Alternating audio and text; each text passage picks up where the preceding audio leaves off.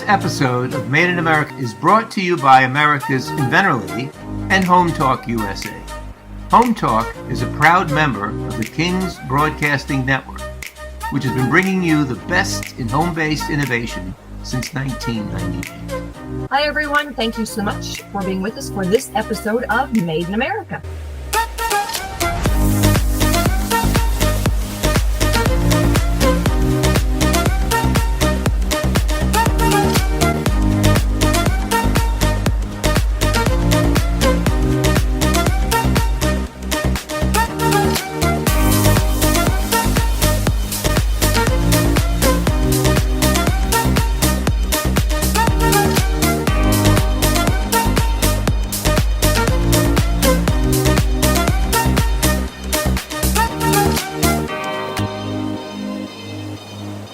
This segment is brought to you by the law offices of R.P. Baraska. RPB law offices have been bringing corporate-level legal expertise to the independent inventor community for more than 20 years. For all your inventing legal needs, trust rpblawoffices.com. Hey, welcome, America. This is the Made in America show right here on the King's Broadcasting Network. I want to welcome all of you that's now joined us from the Inventor America show here.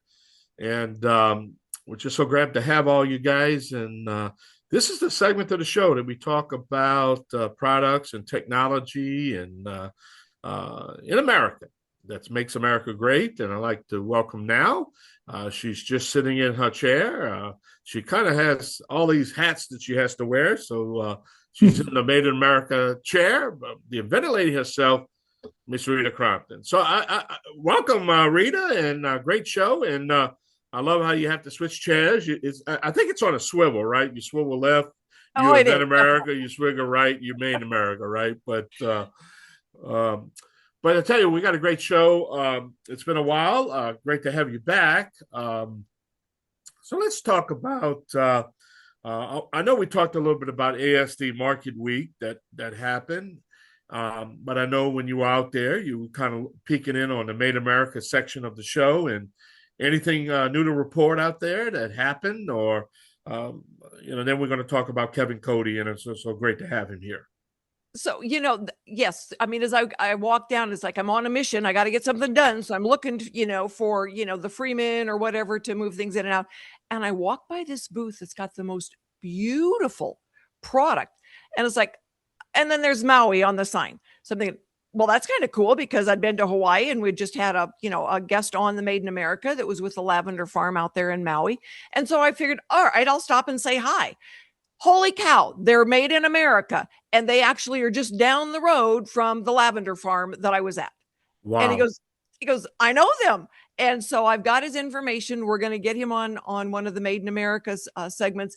And the product he has that they do themselves is just absolutely stunningly beautiful. I was absolutely amazed. Two young guys, and they just, they've got their intellectual property, and they just, get it done. There was fun stuff. There were some other things that were there that were interesting and not made in America.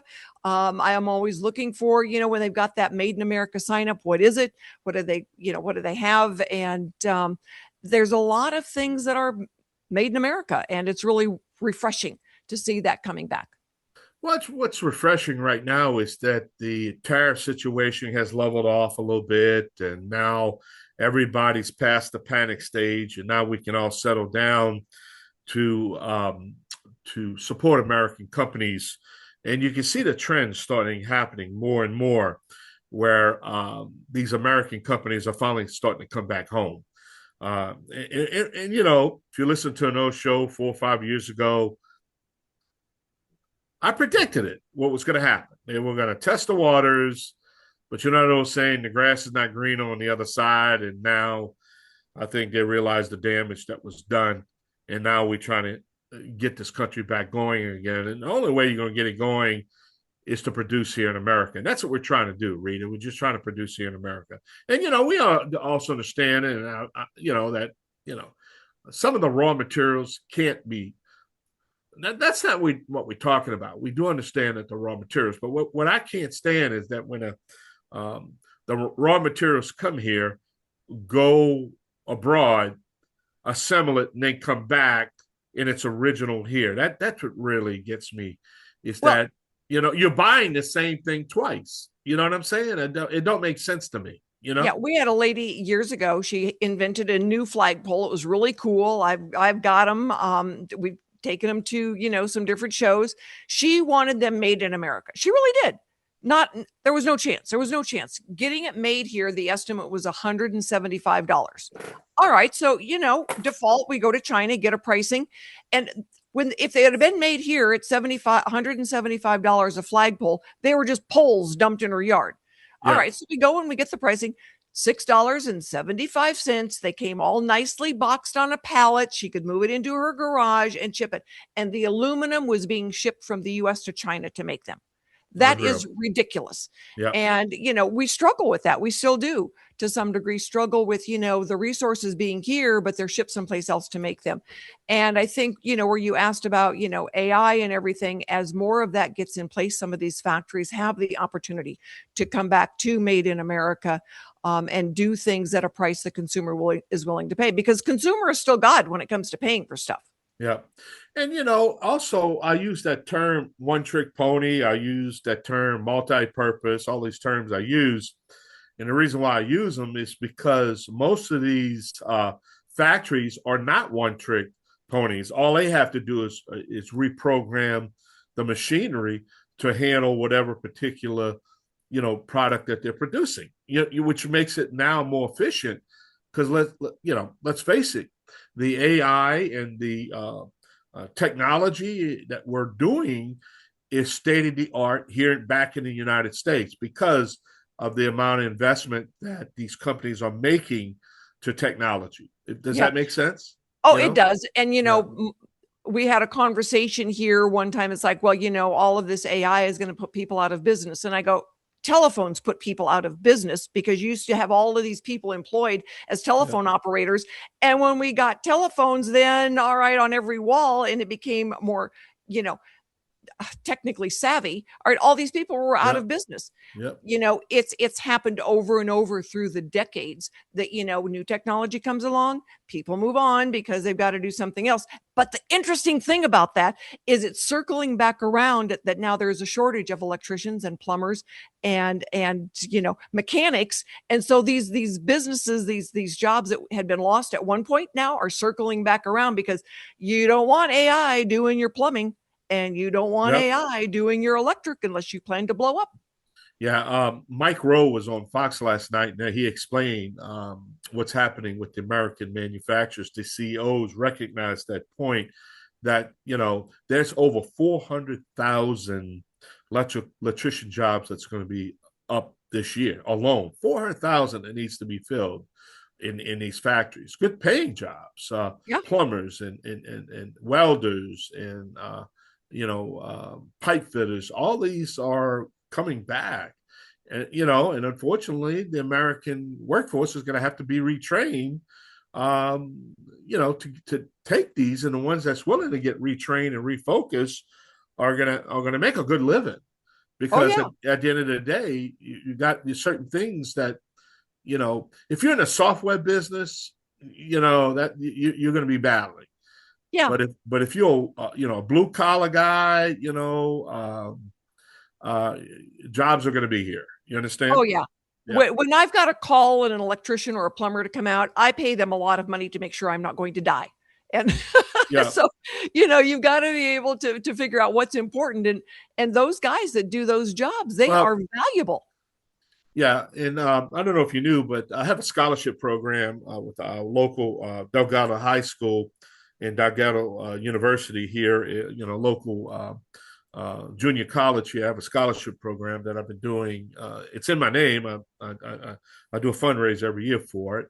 And the biggest mistake I made, not because I'm trying to press anybody that I have a scholarship in my name, but what I'm trying to say is the mistake I made is, I gave out the scholarship, but the thing is, I have to now put some stipulations on the scholarship that I don't want to make sure we give them a degree that they ain't going to get a job on. You understand what I'm saying? It has to be something that they can get a job, because no use to having a degree if you can't get a job. That's right. That's Yeah. right. Things have changed, Yeah. and they always Things have will. changed. That Yeah. is one of the reasons why inventing is important, Made America is important, Yeah. because life changes. And if you Yeah. don't go along with it, they leave you behind because they're still going to change. Yeah. Well, let's talk about Kevin. I'm excited to have him on. Let's just give him a couple 30 seconds, and then we're going to get him on right after the break. So, what Kevin's been doing, and what can we expect from him? Well, Kevin's got a history working in products, and but the cool thing now is a lot of the products that he represents, that he sells, are made in America, and hence the reason why he's on Made in America. But he's had the knocks and learned the lessons, and watched a lot of things move to China back in the decades, and said nope, we're gonna bring this home and stuff. So he's going to tell his story about FLI Products. All right, we're going to take a short break. We're going to be right back. You're listening to the Made in America show right here on the King's Broadcasting Network. I am your co-host, the Cajun contractor Michael King, along with the inventor lady herself, Rita Crompton. We're going to be back with our guest, Mr. Kevin Cody. Stay tuned. Y'all come back now. You hear? Yeah. This segment is brought to you by SearchQuest Patent Search. SearchQuest provides for a comprehensive patent search that searches the entire world and not just the U.S. Patent Office. Make sure that before you spend those big bucks having a patent written, you've done your due diligence by getting a comprehensive patent search. Use SearchQuestPatents.com for all your patent search needs. They scour the world for you. Welcome back. This is the Made in America show here on the King's Broadcasting Network. We want to welcome y'all each week, every week. Don't forget, each week, starting at 3 o'clock Central Time, the Home Talk USA, which is the first hour. Then we have the Inventor America, the second hour, and Made in America, the third hour. So if you're catching us between 3 o'clock and 6 o'clock on a Saturday evening, we're live. But if you catch us any other time, it's been rebroadcast or re-recorded or podcast or restreamed or whatever how you want to call it. But Rita, I tell you, I can't wait to talk to our next guest, but we have to pay some bills. So who's going to sponsor this show this hour? This segment is brought to you by Product Quick Start and Noah McNeely. Product Quick Start has been specializing in prototyping and manufacturing needs for inventors for decades. And I've had inventors tell me that they think he walks on water. I'm not really sure he belongs in that category, but he is a superhero when it comes to inventing. And my guest then is Kevin Cody, and we kind of did a little bit of an introduction in the last segment about Kevin. I've known Kevin for a few years now, and he helps people sell. So Kevin, thanks for being with us. Oh, great to be here. Enjoy it. What is FLI Products? Tell everybody. So that's a good question. Sometimes I have to ask myself that every day. But, we started back in 2003, believe it or not, as First Light Inc. And that's kind of where FLI Products came from. And over the years, I watched products come and go. We sold products in a couple different ways for manufacturers through retailers and e-commerce sites. And around 2017, we noticed a big shift in the way that some manufacturers and retailers were selling their products, were sourcing their products and selling the products. And we began to think about our own longevity and whether or not we would be able to continue to be in the model of business that we had when we started and sustain itself. And so took a serious look at, do we have to pivot in order to make sure that we remain relatable to our customers, as well as develop new markets to sustain ourselves for the future? And the result was we really felt as though we needed to make a commitment to Made in America. And many of the products that we had been selling, we had relationships with our retailers to be able to sell them in there, but we just felt like, boy, there's got to be a better way to relate to customers and users in the future, potentially developing made in American products. And so we just started on that journey, and slowly but surely over the last 9 years, we have migrated from largely made in China to 80% made in America. And we're excited about the things that are going to come in the future and how we're going to get there. And it's going to require another pivot or two, but we are confident that there's an awful lot of opportunity there too. So that's what FLI Products is all about, really. Well, and when you talk about pivoting, everybody's got to pivot from time to time. Yep. Things change, technology changes, economy changes, people's desires and needs change. And so if you're not changing along with it, you get left behind. Yeah, in a lot of ways, it's like rebranding. Every brand that's been sustainable has had to come to a point at some point in their history to say, what do we have to do different? How are we going to continue relating to customers as generations change? And that's kind of how we felt. So what are some of the products that you've got? And where do people go to, they're on your website, but tell us, some of the products that you've got, and then I'll ask you some more questions about, kind of where they are. Sure. Believe it or not, many of the products that we sell today, we obviously sell on FLIProducts.com, www.FLIProducts.com. But quite frankly, the majority of the sales that we have come from typical e-commerce sites or within the retailers. And the FLI Products website is there primarily for informational purposes and for trust factor more than anything else. And then obviously people are shopping in Walmart, they're shopping on Amazon, they're shopping on Wayfair, everywhere else. And so we need to be in those customers in a variety of ways, whether it's e-commerce or in the stores. So, one of the products that we have just started to sell actually with a manufacturer that I've had a long-standing relationship with, and a team of people that I have known in the industry for a while, developed a product called a Stake It. And you would think this is really, how could somebody not have developed this product until now? How many people, have a garden and use trellises and or some other staking device to grow their plants up, right? And this product has taken off like you can't believe. And it was a matter of developing the right content to create the solution for the problem, which is mounting a trellis. It's a fairly simple thing to do. You could either dig it into the ground and replace it next year because it rots, or you could use a Stake It and mount it above the ground and use it year after year after year. No kidding. Holy cow. That's amazing. Because you know what? I've got several trellises because I've got huge gardens. We live in, Tennessee, so everything grows.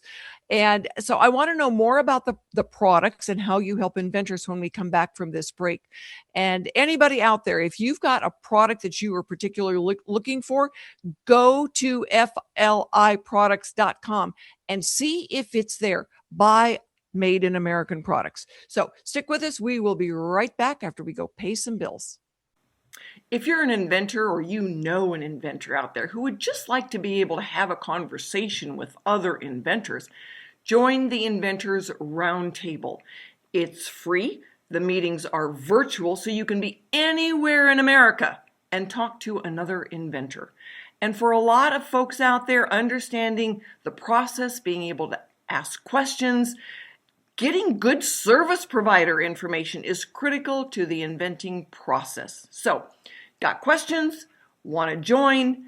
It's free, inventorsroundtable.org. And thank you so much for being with us for this segment of Made in America, where we love to specialize in products that are made in America. And this segment is brought to you by TrueView. It is the only accurate 3D real-time imaging for a blind spot when you are driving. And it is easy to install, easy to use, and you can get yours at cargocatch.com.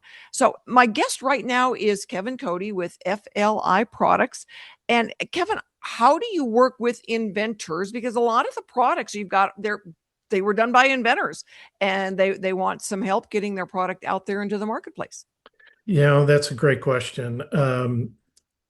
While we're talking about garden, we can just kind of stay on that topic in product. But one of the manufacturers of a product we sell today called Tomato Crater. It's just a round disc that fits around the base of a plant and lets you irrigate the plant to the root system, and also catches it catches the water, but then it prevents bugs and warms the soil underneath the plant and keeps the roots warm. So it helps grow the plant faster, right? And gets you better yield. Company had been around for a lot of years and just not making any real traction, and was made by a small manufacturer in northern Minnesota called Darter Plastics. I think you've met Jason maybe, but Darter Plastics is just a small injection mold company. And Tomato Crater was originally conceived by an inventor who decided that he just kind of wanted to retire. He was in his mid-70s and said, I'm done, and gave the product back to Darter Plastics. And at the same time, I happened to be working with Darter Plastics on another product and was working through a truck driver who was developing products for truck driving, right? And one thing led to another, and Jason said to me, hey, would you be able to do what you're doing for Fred on the truck driving products and sell this Tomato Crater so we don't have to mothball the mold? So I did. We sort of reinvented the Tomato Crater, repackaged it, made a presentation to several different retailers, found out what we weren't saying right and what we were saying right, and then had an opportunity to bring it in front of Walmart at their Made in America event, and we won the golden ticket. Good. The buyer said, this is the first golden ticket I've ever given to a company, and you're it. So we've taken that product, the Tomato Crater, and it's now being sold in Walmart. Good for you. Congratulations. It was just so confirming to know that a small manufacturer in Minnesota could go and do business with a big company like Walmart. Absolutely. So next time I go through there, I'm going to look for it and say, I know this one. I know this guy. Yeah. Yeah. It's so much fun. So, what have been some of your biggest challenges that you've gone through over the years?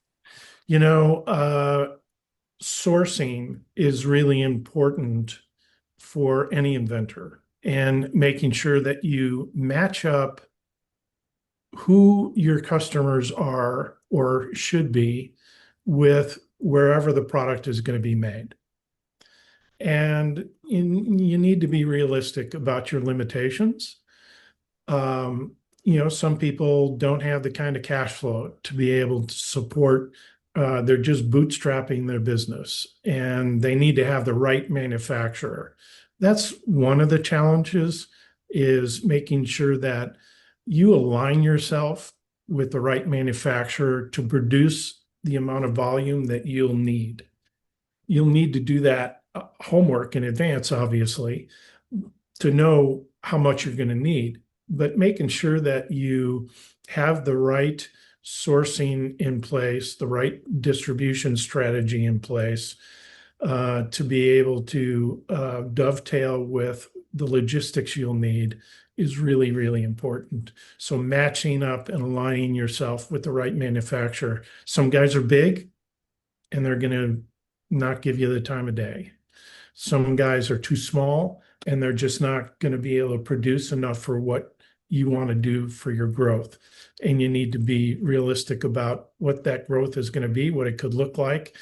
And while it's great to dream, you need to be in a position to scale it when you can, and if needed, scale back down if you can't.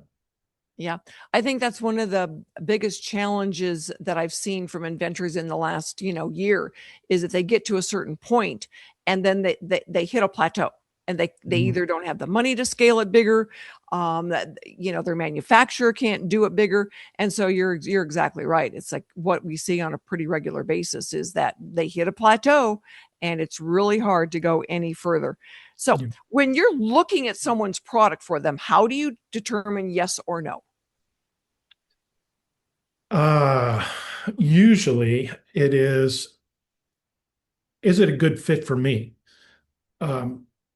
We sell several different retailers in different ways, but does the inventor have the ability to see how the product is going to be merchandised? Is it really priced right compared to what the product value is going to shout out on the shelf compared to other products? So what I mean by that is you can have two widgets side by side on the shelf, and maybe they solve different problems. But when the customer is in front of the shelf making the decision about what they're going to buy, they're always going to take into account the value of what's on that shelf in terms of how it's going to accomplish solving their problem.